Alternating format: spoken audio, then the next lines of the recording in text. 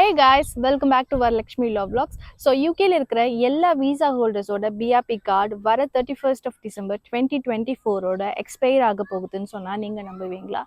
S guys, that's true. But உங்க BRP card தான் expire ஆக போகுது. உங்களுக்கு கிராண்ட் பண்ண விசா அது அப்படியே தான் இருக்கும். ஸோ பேசிக்கா நீங்க பண்ண வேண்டிய விஷயம் உங்க BRP கார்டை விசாவா கன்வெர்ட் பண்ணும். அதுக்கு உங்களுக்கு ஹோம் ஆஃபீஸ்லேருந்து ஒரு இமெயில் வரும். அந்த இமெயிலில் இருக்கிற லிங்க்கை யூஸ் பண்ணி ஒரு அக்கௌண்ட் க்ரியேட் பண்ணி உங்கள் பிஆர்பி கார்டை ஈஸியாக விசாவாக மாற்றிக்க முடியும். அதுக்கு உங்களுக்கு தேவைப்படுற டீட்டெயில்ஸ் என்னென்னா உங்கள் BRP card, passport, date of birth, phone number and email address, also a smart phone.